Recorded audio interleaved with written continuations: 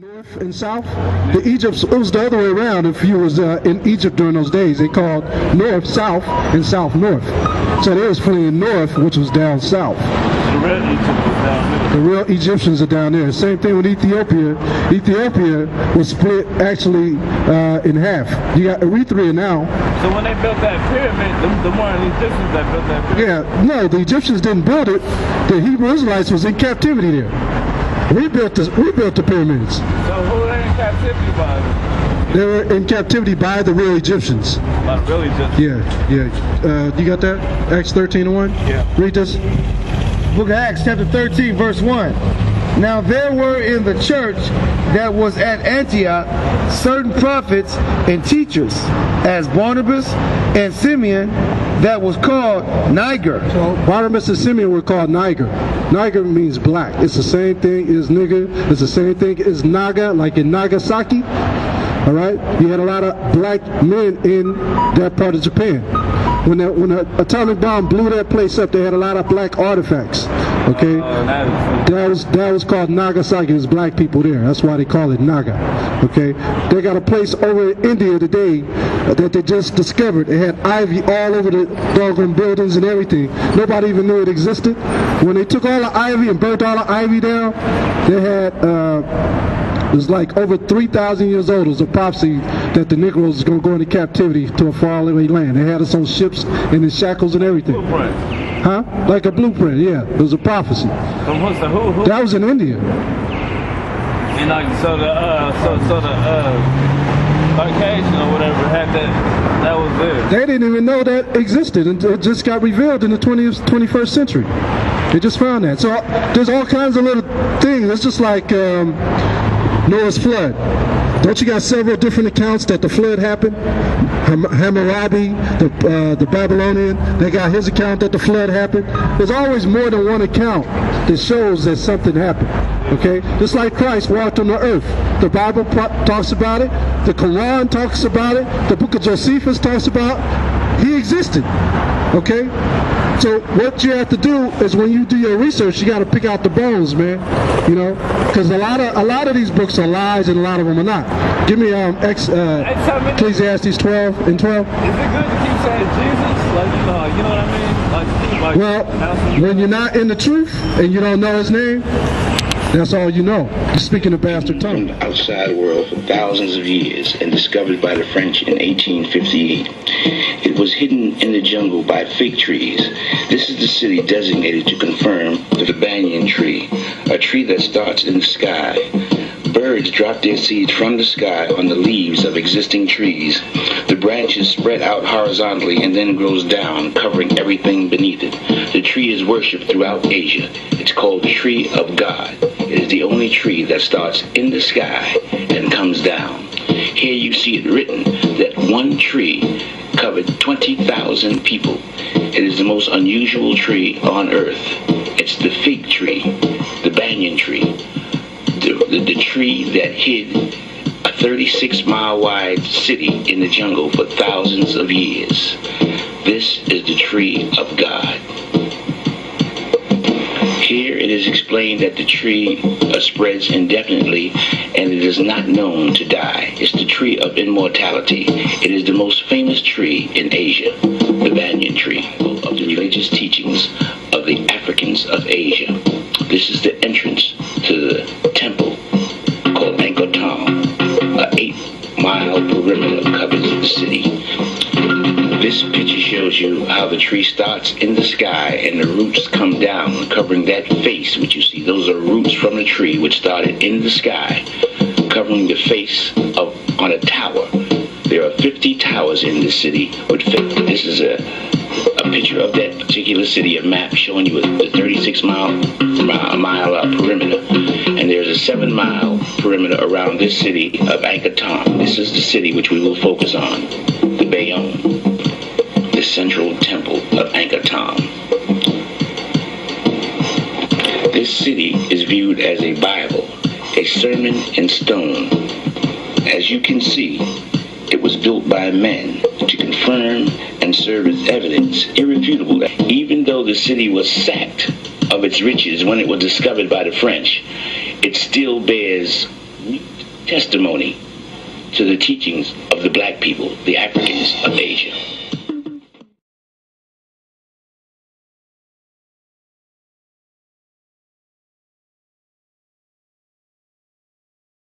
This shows you that there are, in fact, 50 states in the United States, and there were 50 towers in this city. On the walls of this is the Europeans coming into Africa. We see they have weapons on their shoulders. This is on the walls in this city. We see the African with his bow and arrow going to meet the European on the field of battle. We see the African with his elephants and his weapons of war going to meet the aggressor coming into his country. Here we see the two armies clashing on one single panel on the southern wall at the temple of the Bayonne in this city. The African army on the left, the European army on the right, and they clash in the center of this stone carving of the European invasion of Africa, as the Europeans lower the African arms to the bottom of the ship and take off to America, onward to America. The Middle Passage where the Africans are thrown overboard, the entire history or book of Revelation or unveiling is shown in this city of the kidnapping of Africans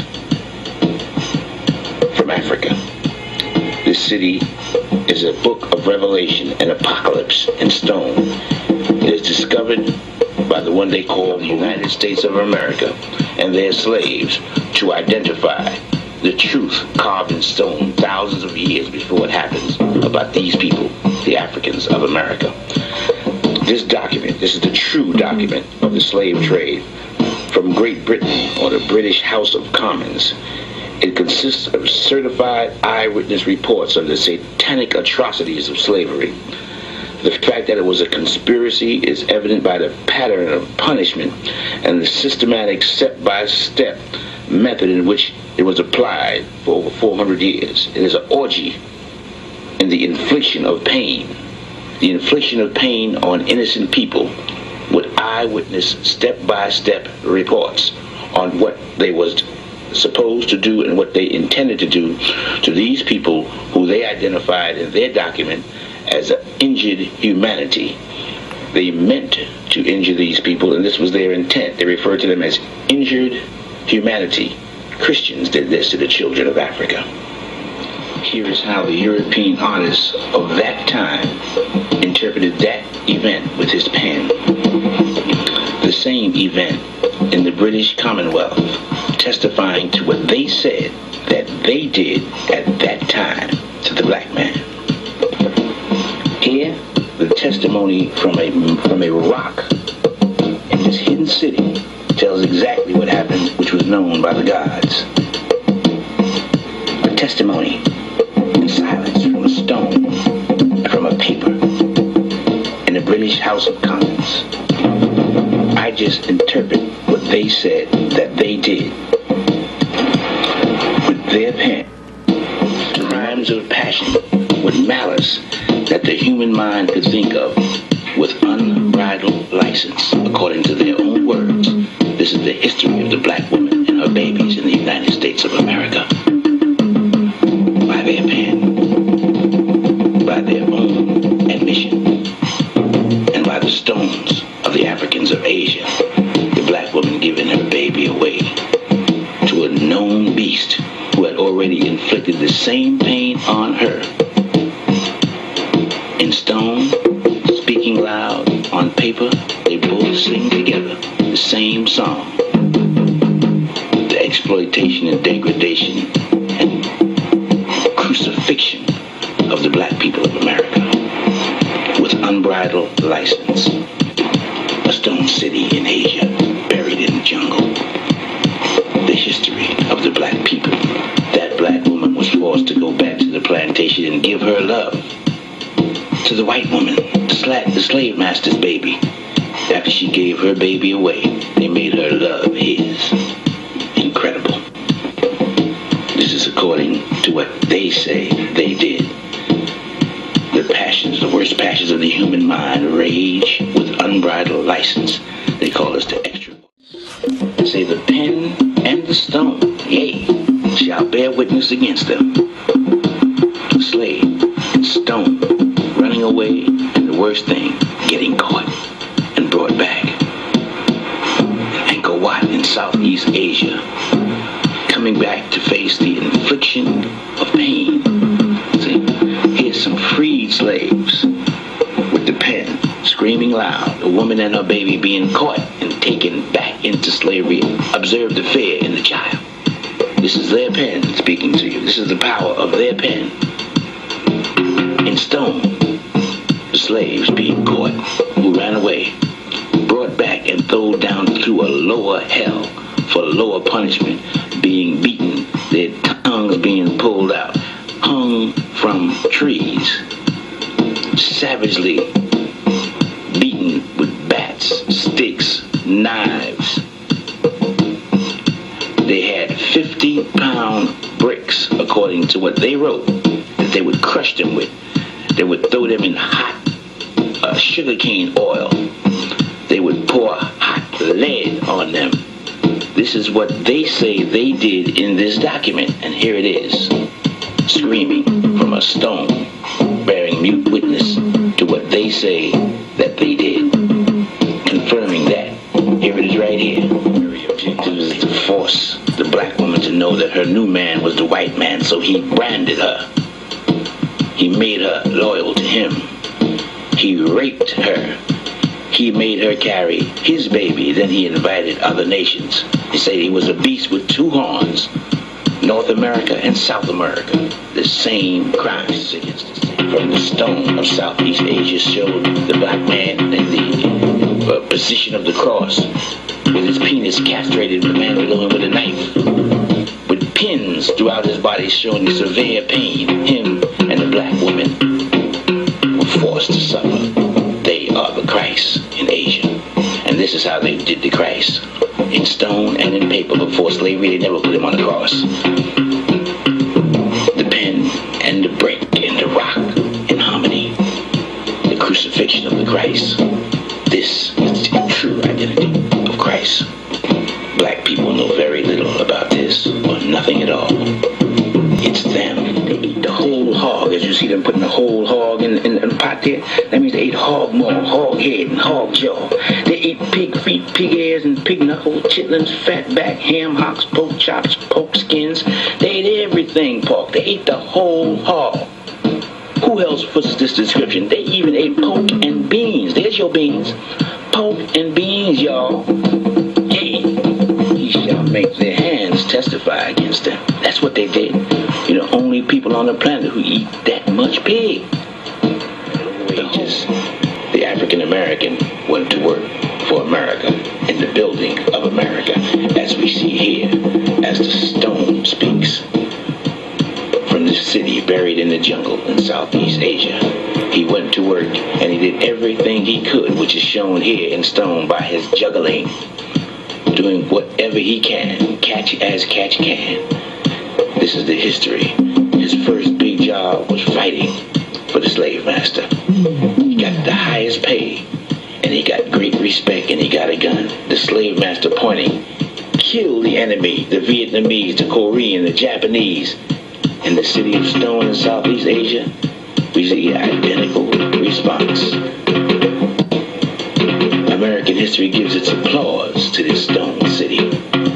This stone city did it first. They wrote it in stone, and it speaks from the pen and from the rock. Get your enemy sick like a dog. He got his jobs working on the railroad as a servant, which is his number 2 position, as we see here in stone. He served in all the kitchens, all the hotels, on the trains, and he shined their shoes, which the gods of Southeast Asia knew before it happened. Oh yeah, his 3rd job, which he is most famous for, he's a musician. He can dance, his woman can dance and sing. became their industry, as we see here from the rock. And the rock hollers loud, Mr. Bojangles, there it is in stone. From Southeast Asia in the city, buried in the jungle. Oh, and they had those New Orleans marching bands too, that the Africans of Asia knew about in advance. They showed them with their marching bands and their horns and their djembe, African drum, to show what people it was. And of course, the African talking drum speaks for itself from the rock in a city buried in the jungle for thousands and thousands of years. According to their document, so that you wouldn't be mad at the slave master, you'd be mad at the man with the whip. They had a specific mode of beating slaves. They would have two blacks hold them in the front, one black hold them in the back, and another black beat him under the instructions of the white man. The slave who is receiving this beating is angry at the blacks who are beating him. This is reborn. This is what they did intentionally to make you hate each other, and this is reborn and it's depicted here, the effects. These are not two gladiators. This is brother against brother in stone. Notice they look exactly alike. This is what the gods of Asia were telling you. The effects were brother against brother, which is in our culture. The white woman spying on the Negroes, working. There they are, they snitching on each other, they got fights with each other. That's the effect of slavery. They gambled with each other, stole each other's money, tried to take each other's money, became enemies of each other. That's the effects of slavery. Stealing from each other, which is endemic in our culture. One brother would get mad in stone. Here you see him solving the problem, killing you, cracking you on the head with a baseball bat in stone. The stone is screaming, telling you exactly the effects of slavery. Here we are in jail in Southeast Asia, in the city, in the jungle. We occupy the jails all over the country. We fill them up in stone. We started drinking, taking alcohol. These are the effects of slavery. And today you find us all over America doing what we have been doing for the last 400 years, begging for survival. This is the man who did it. He wears leopard skin from the Indus Valley because a leopard is the only animal that will attack a human being without provocation. The stone speaks without provocation. That's what this tells. This is a wall carving showing you everything you just saw. Or almost everything.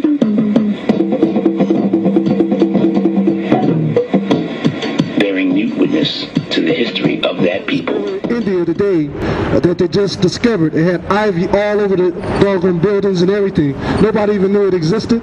When they took all the ivy and burnt all the ivy down, they had it was like over 3,000 years old. It was a prophecy that the Negroes was going to go into captivity to a faraway land. They had us on ships and in shackles and everything. Blueprint.